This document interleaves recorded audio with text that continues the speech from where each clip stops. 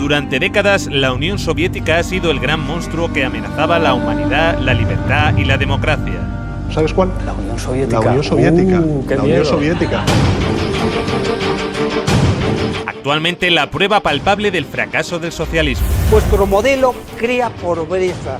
Te lo dije en su... Sí, crea pobreza. El único intento que había en la historia humana, desgraciadamente, de igualdad, lo hicieron los comunistas, ¿no? En los países del este. Y fue un desastre.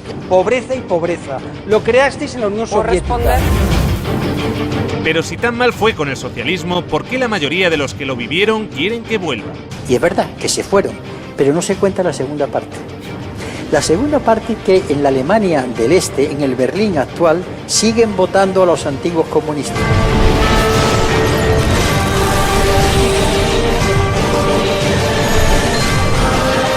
A continuación, vamos a ver lo que no nos han contado sobre la Unión Soviética.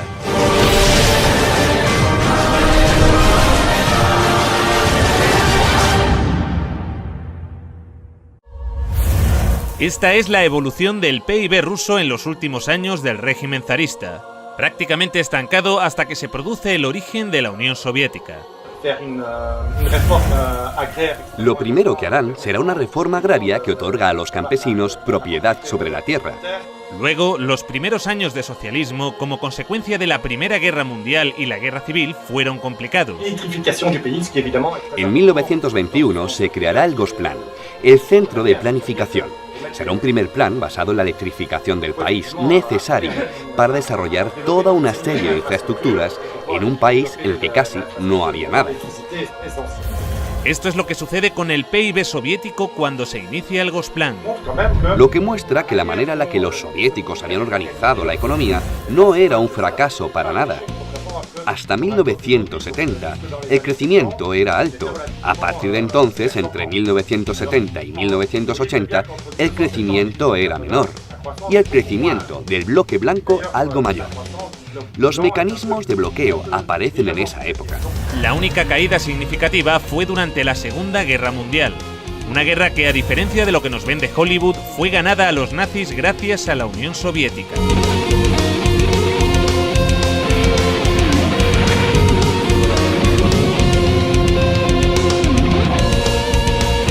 Stalingrado fue la primera gran victoria del ejército soviético. El triunfo del Volga es como un faro, el punto de inflexión de la Segunda Guerra Mundial. Solo en Stalingrado murieron más nazis que en todo el frente occidental junto. Europa y la URSS habían quedado devastadas tras la guerra. Elaboraron lo que más tarde se convertiría en el Programa de Recuperación Europea, que lograría levantar nuevamente a la Europa occidental. Europa necesitó que los Estados Unidos inyectaran cantidades ingentes de dinero para relanzar su economía. La Unión Soviética no. La URSS se desarrollaba más rápido que los países avanzados. No muchos países lograron cifras de desarrollo igual de rápidas. Algunos países de Asia del Este, tras la Segunda Guerra Mundial, lograron altos niveles de desarrollo, pero en la época era inigualable.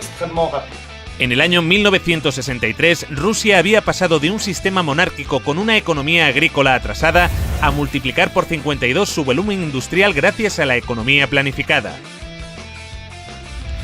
La primera vez en la historia que un país alcanza tales cotas de desarrollo sin esclavizar o robar los recursos naturales de países subdesarrollados como hace Occidente. Y la calidad de su industria a menudo superaba a la occidental. En la antigua Alemania del Este, la economía comunista más eficiente, las normas estipulaban que las neveras y las lavadoras debían funcionar durante 25 años. Compré esta nevera en Alemania del Este en 1985. Tiene por lo menos 24 años. Nunca he tenido que cambiar la bombilla. Tiene casi 25 años. En 1981, una fábrica de Berlín Este empezó a producir una bombilla de larga duración. Los responsables de la fábrica presentaron la nueva bombilla en una feria internacional en busca de compradores occidentales. Cuando los fabricantes de Alemania del Este presentaron estas bombillas de larga vida en la Feria de Hannover de 1981, sus colegas del oeste dijeron: os quedaréis sin trabajo. Los ingenieros de Alemania del Este dijeron: no, al contrario. Conservaremos nuestros trabajos si ahorramos recursos y no malgastamos tungsteno. Los occidentales rechazaron la bombilla. En 1989 cayó el muro de Berlín. La fábrica cerró y la bombilla de larga duración dejó de producirse. El socialismo logró también mejorar de manera notable la calidad de vida de los ciudadanos. La vida de los soviéticos mejora en muchas cosas: la educación, la salud, el trabajo, pero a cambio la gente paga un precio muy alto. Desde Moscú, los dirigentes del Partido Comunista gobiernan con mano de hierro los diferentes pueblos y naciones que forman la Unión Soviética. Junto a los errores y a veces horrores, los rusos comieron por primera vez con los comunistas. Tuvieron educación con los comunistas. Tuvieron sanidad con los comunistas. La esperanza de vida subió de 40 a 70 años en 4 décadas y la mortalidad infantil se redujo en casi un 90%. Entre 1920 y 1921 hay una hambruna terrible. La guerra destruye la agricultura y además la guerra se da en los territorios más fértiles. La economía planificada también logró resolver esto, tanto que el promedio de estatura aumentó, consecuencia de las mejoras en la alimentación tras la Segunda Guerra Mundial. Esta gráfica muestra los niveles de ingesta calórica per cápita en Europa y los Estados Unidos. Aquí abajo, España. Por encima de todos, la Unión Soviética. Crearon también el primer sistema sanitario universal y gratuito del mundo. Los servicios sanitarios actuales de la URSS son el resultado de 40 años de evolución, experiencias e investigaciones. Forman un sistema unificado que se extiende a todas las disciplinas sanitarias y cuyas ramificaciones alcanzan a todos los centros de población que constituyen las 15 repúblicas de la Unión, llegando hasta las más pequeñas y remotas aldeas y zonas agrícolas. En el año 1980, la URSS tenía más médicos y camas de hospital que los Estados Unidos de América. También crearon el primer sistema educativo universal y gratuito en el que se incluía la universidad. Todo el material escolar lo proporcionaba el Estado.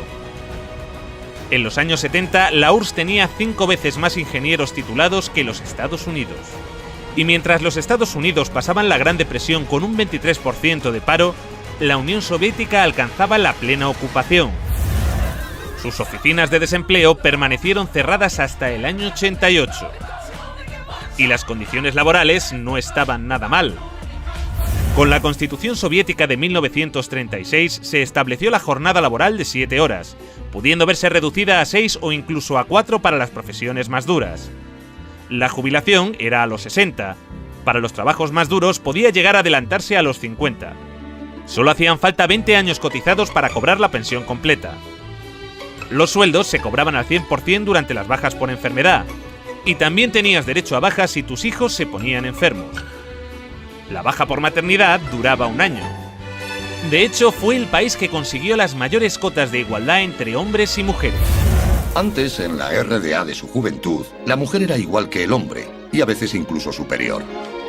9 de 10 trabajaban, había guarderías para sus hijos y tenían tiempo de ocio. Este sistema de seguridad social serviría de inspiración a la socialdemocracia occidental, que llevaría a los Estados Unidos y a Europa a su mejor época de la historia en bienestar y derechos.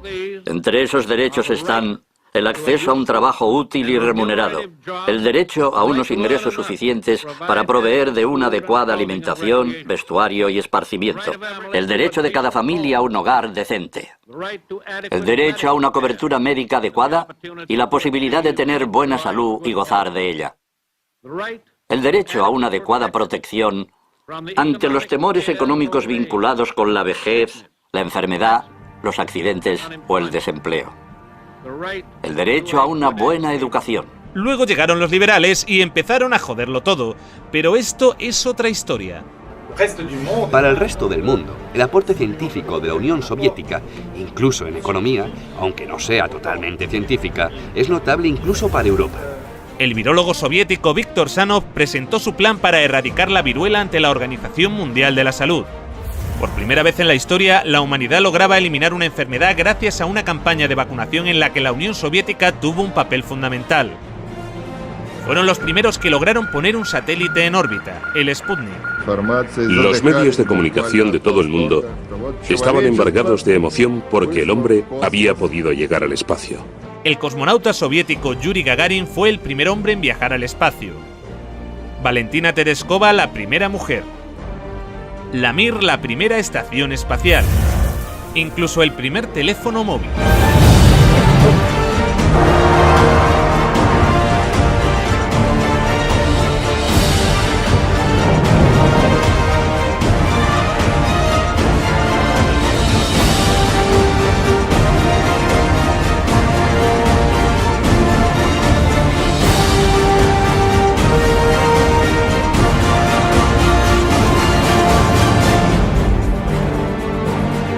El acceso a los coches era difícil, pero el transporte público era gratuito y amplio.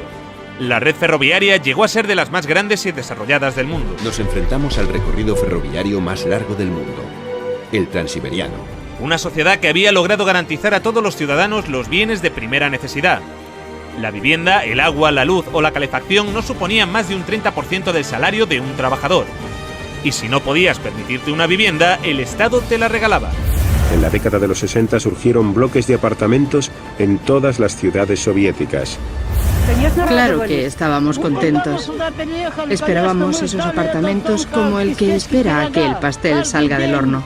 Estábamos hartos de vivir con otras familias. Cuando nos mudamos nos pareció un paraíso. Vivimos aquí desde entonces y está muy bien. En Occidente, el socialismo causaba un enorme rechazo, entre otras cosas porque al no emitir casi deuda externa, los acreedores del FMI perdían una gran oportunidad de beneficiarse de la riqueza soviética. Sin embargo, mientras Reagan intentaba vender que el socialismo era un desastre, sus propios servicios de inteligencia le llevaban la contraria. En diciembre, un estudio de la CIA indicó que la URSS experimentó un crecimiento económico continuo y una mejoría en el nivel de vida de su población durante los últimos 30 años. Estos son 3 perros, uno americano, uno polaco y uno ruso. Están de visita, ahí el perro americano les explica cómo funcionan las cosas en este país. Y les dice, si ladráis lo suficiente, alguien vendrá y os dará algo de carne. Y el perro polaco pregunta, ¿qué es la carne? El perro ruso pregunta, ¿qué es ladrar? La habilidad de la economía soviética para mantener su viabilidad ante la ausencia de importaciones es mucho mayor que la de la mayoría y posiblemente todas de las economías de otros países industrializados, asegura la CIA en su informe. Pero la aventura socialista llegaría a su fin. A principios de los años 70, las reformas de Kosygin empezaban a descentralizar la economía. Esto produjo que la economía se empezara a ralentizar. 15 años más tarde, Gorbachev, para arreglarlo, decide empezar a liberalizar más el mercado. En 1985, Gorbachev llega al poder y lanza la perestroika. Como él mismo decía, su intención era un socialismo a la sueca. Pero en lugar de relanzar la economía, lo empeoró más. En el año 89, el PIB de la URSS caía por primera vez en décadas. En marzo de 1991 se hizo un referéndum preguntando por la continuidad de la Unión Soviética. Los ciudadanos votaron a favor de mantener la Unión con casi el 80% de los votos. Pero Boris Yeltsin y los Chicago Boys tenían otros planes. Esto sucedió a pesar de un referéndum en el que la mayoría de la población votó por la conservación de la Unión Soviética. En agosto de ese mismo año, una facción del Partido Comunista dio un golpe de Estado. Según la agencia de prensa soviética TASS, el presidente soviético Mikhail Gorbachev ha renunciado a su cargo y ha sido sustituido por Gennady Yanev. Lo que están haciendo es engañar vilmente al pueblo. Esto es un golpe anticonstitucional. El golpe fracasó, pero debilitó lo suficiente al gobierno para iniciar el desmantelamiento de la Unión Soviética encabezado por Boris Yeltsin. Estábamos defendiendo una Rusia libre, y el símbolo de esa Rusia libre era Yeltsin. Un proceso que ya parecía irreversible desde hacía 2 años cuando se produjo la emblemática caída del muro de Berlín.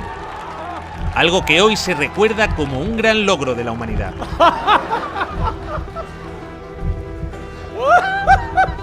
aunque poco se habló de lo que sucedió después. El libre mercado llegó a Rusia y con él el caos. Se vendieron empresas estatales a precio de saldo. Gracias a la terapia de shock de Yeltsin, en 1992 los rusos consumían un 40% menos que en 1991. Un tercio de la población había caído en la pobreza y la gente tardaba meses en cobrar su sueldo. Con las medidas liberales llevadas a cabo por Boris Yeltsin, el PIB de Rusia experimentó una caída en picado durante los 8 años siguientes. La corrupción era generalizada y el crimen organizado se disparó. Moscú se convirtió en el nuevo salvaje oeste. Eso sí, han construido unos rascacielos de puta madre en Moscú. Se pusieron a la venta más industrias estatales, y así nació una nueva clase de empresarios multimillonarios con influencia política, los oligarcas. En 1998, el 80% de las granjas rusas estaba en quiebra y 70.000 fábricas estatales habían cerrado. Crea pobreza, pobreza y pobreza. En 8 años, el número de pobres había aumentado en 72 millones, mientras Moscú pasaba a ser la ciudad del mundo con más multimillonarios. La pobreza se disparó también en los países miembros y satélites de la URSS. La antigua RDA fue una de las regiones que salió mejor paradas, pero también experimentó algunos retrocesos, especialmente en los derechos de las mujeres. Mujeres de la RFA piden que se apliquen las leyes que protegen a las mujeres en la RDA. Una época cómoda que termina con la caída del muro en noviembre de 1989. Sí que hay un Día Internacional de la Mujer, pero ya no se celebra de la misma manera. A las mujeres ya no se las homenajea como antes. Un retroceso que en ocasiones llegó a tener consecuencias trágicas. Miles de mujeres de la ex RDA se hacen esterilizar por temor a perder el empleo. Las regiones que están más al sureste de Europa o las próximas al Cáucaso pasaron a convertirse en países cuasi tercermundistas. La desintegración de la Unión Soviética ocasionó el colapso de la seguridad social de la que gozaban antes las personas mayores. Numerosos ancianos viven hoy en la pobreza. La venta de riñones por dinero fue la única opción que la mayoría de ellos tenía para poder mantener a sus familias. Es difícil conseguir un empleo en las regiones de Moldavia. He escuchado que un riñón vale $95.000, o cerca de 100.000. Nos engañaron. Sé que no debí viajar a Turquía, pero necesitaba el dinero. Ahora ese dinero ha arruinado mi salud. Desde entonces, los latentes conflictos interétnicos que persistían en varias repúblicas de la URSS se intensificaron y desataron choques armados. Según diferentes datos, estos enfrentamientos se cobraron las vidas de decenas de miles de personas. Millones tuvieron que refugiarse. En Rumanía, ahora es habitual ver a niños viviendo en la indigencia en las calles de Bucarest. Y aunque los acreedores occidentales del FMI se beneficiaron enormemente de que en países como este se disparase la deuda externa, el grueso de la ciudadanía en Europa tampoco fue a mejor. En Europa hay 123 millones de pobres, pero los milmillonarios han continuado creciendo. Por alguna razón, desde la caída del muro de Berlín, en Europa no hemos parado de perder derechos y calidad de vida. Esa gran amenaza que se llamaba el comunismo y que estaba allí, obligó a los conservadores de aquí a tomar una serie de medidas. Dijeron, o les damos escuela y les damos sanidad y algo más, o aquellos del otro lado nos van a comer el turrón. Cuando cayó el telón de acero, esta amenaza desapareció. Y dijeron, bueno, ya no tenemos por qué darles nada, porque no existe la amenaza. Pero como la URSS y Yugoslavia no existen ya... Mientras, los que vivieron el socialismo en primera persona a menudo lo añoran. Cuando se cambió aquello y se encontraron que tenía que pagar la calefacción, la electricidad, etcétera, etcétera. Una encuesta publicada en 2014 revela que el 60% de los rusos quieren que vuelva la Unión Soviética. Y es verdad que se fueron, porque tenían enfrente un escaparate, pero no se cuenta la segunda parte. La segunda parte que en la Alemania del Este, en el Berlín actual, siguen votando a los antiguos comunistas. En las elecciones federales de Alemania, el nuevo Partido Socialista Unificado de la antigua RDA gana en los distritos de Berlín que pertenecían a la zona soviética. De hecho, se habla sobre todo con nuestros abuelos. Ellos nos cuentan lo que vivieron. Y en general lo hacen de forma positiva. En esa época había menos gente muy rica y todos los demás eran iguales. La riqueza se distribuía de manera equitativa. Había una justicia social. No es como hoy en día, que hay familias con menos recursos cuyos hijos no tienen grandes oportunidades. En Asia Central, esta añoranza es aún mayor. ¿Qué opinas de tu actual generación? Nos hemos quedado huérfanos. Los países se separaron y nos perdimos. Quizá en 20 años hayan desaparecido. Creo que las cosas iban mejor antes, en la Unión Soviética. En el mejor de los casos, solo unos 600 aldeanos aún viven aquí. Pero cuando Kirguistán formaba parte de la Unión Soviética, la gente de todas partes de la República deseaba venir a este lugar. Todo funcionaba. Las fábricas, las plantas. Las personas vivían de manera igualitaria. Al comparar, yo elegiría el estado en el que vivía cuando tenía 7 años. Con la llegada de Putin al poder, la economía empezó a recuperarse. Se redujo la pobreza y la criminalidad. Pero los niveles de bienestar jamás regresaron. La desigualdad sigue en los niveles de la época de Yeltsin. La tasa de mortalidad en Rusia aún está muy por encima de los niveles de la era soviética. Y esto es en parte debido al deterioro del sistema sanitario, que ahora es de pago. No tuve que pagar por la escuela y la universidad, pero recibíamos una buena educación. Nos curaban de forma gratuita. En julio de 2010 murió de cáncer, mi prima. No pudo encontrar 30.000 rublos para una operación. Estuvo acostada varios meses. Las dolorosas inyecciones también las tuvo que pagar. De manera que sí, todo un logro la caída del comunismo. Un logro de la hostia. En el próximo episodio... Pablo Iglesias y Eduardo Inda revelan nuevos e inquietantes datos sobre la figura de Stalin. Sin interrumpir, Pantuflo, sin interrumpir. Vamos a dejarlo de Pantuflo. Eso es una táctica estalinista. Vamos, por favor, a mantener el respeto. Habitual Adelante, Pablo, por favor, luego Eduardo. Pido perdón por utilizar una táctica estalinista. Como todo el mundo sabe, Stalin recomendó llamar Pantuflo a los interlocutores. Y cuando estéis en Stalingrado, luchando contra las tropas nazis, recordad esto. Tenéis que llamarlos a todos Pantuflo.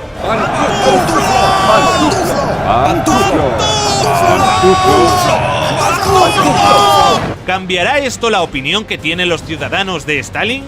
Yo creo que a Stalin más le hubiera valido invadir Ciudad Rodrigo. Ciudad Rodrigo. Ciudad Rodrigo. Ciudad Rodrigo. Ciudad Rodrigo. ¿Y qué pasa con Ciudad Rodrigo? Si me la chupas te lo digo. Era pobreza, pobreza y pobreza.